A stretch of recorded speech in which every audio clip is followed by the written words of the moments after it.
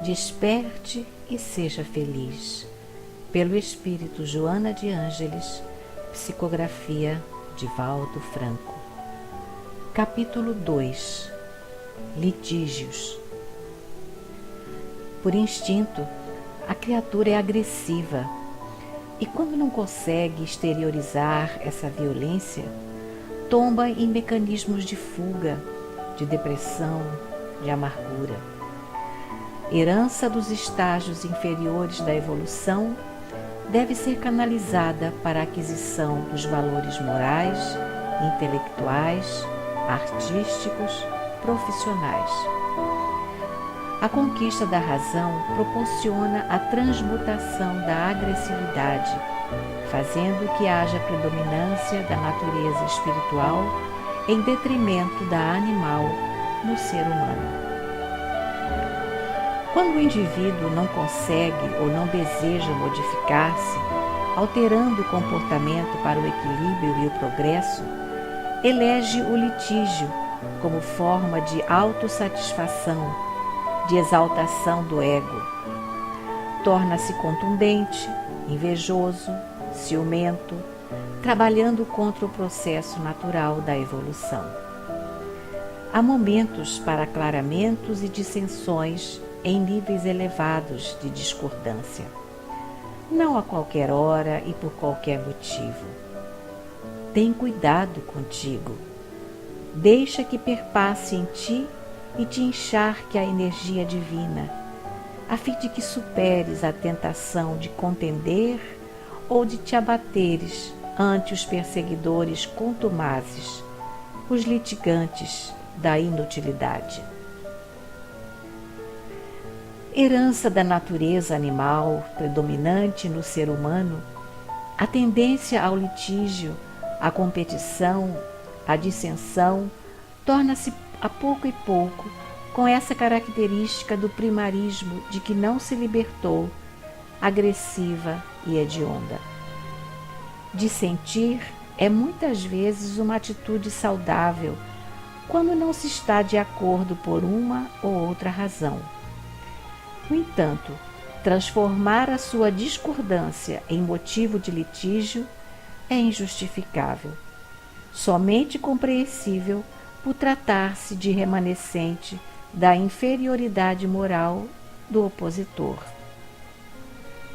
A fim de manter o seu ponto de vista, o litigante, não raro, urde mecanismo de violência, recorrendo à calúnia, à infâmia, à agressão inqualificável. Vestígio das fases iniciais da evolução, na luta pela vida, o ser racional permanece, quando assim se encontra, em atitude de autodefesa, em razão da insegurança em que se demora, partindo para a agressividade, para o litígio perturbador, no qual o ego predomina e se satisfaz. À medida que o adversário vê o triunfo do outro, aquele a quem combate, mais impiedoso se torna, recorrendo a expedientes de desmoralização pela impossibilidade de superá-lo através dos valores do espírito. Ontem eram utilizadas a tocaia, o duelo, o combate físico para atender às paixões inferiores. Hoje, guardadas as proporções, ainda se utilizam de equivalentes recursos, a socapa, sob disfarces de defesa dos nobres ideais, para alijamento dos perigosos inimigos que são aqueles aos quais combatem. Os litígios são reminiscências do passado, sinais de identificação do atraso em que permanece grande número de membros da sociedade humana. Não estranhes no ideal a que te entregas a presença do opositor, o desafio para litígios. Não se encontram esses companheiros lutando pela causa que dizem defender. Antes, laboram estimulados pela inveja, pelo despeito, pelo amor próprio ferido. Sentindo-se inferiorizados, exaltam-se, exibindo e esgrimindo as armas da arrogância, da crueldade, anelando pelo sofrimento, pela ruína, pela queda do outro, daquele a quem elegeu para derrotar. De forma alguma deles espaço dos teus sentimentos. Quem se dispõe a uma tarefa de enobrecimento, equipa-se de coragem para arrostar as consequências da decisão e da ação.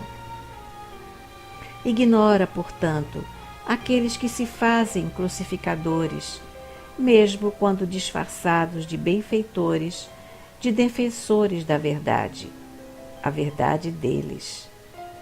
Silencia e prossegue. Retifica o que se te apresente equivocado, dúbio, incorreto e faze o melhor ao teu alcance. Sempre haverá razões para os litigantes.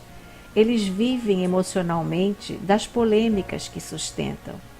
Afinam-se uns com os outros até o momento em que se desaveem, pois não conseguem viver sem impor-se, sem chamar a atenção, sem o alimento da presunção. A morte que te tomará o corpo, buscá-los-á também, e passarão esquecidos ou recordados somente por aqueles com os quais mantêm afinidade.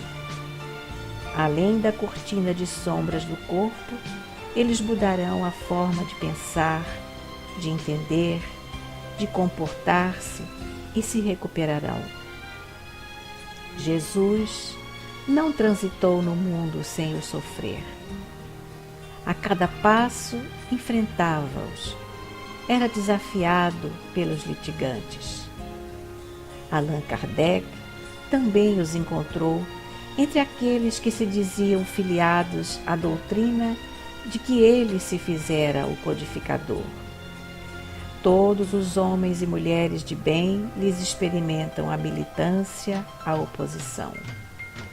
Sê tu aquele que não litiga, mas faz o bem, que não revida, porém permanece com firmeza no ideal até o fim da existência física.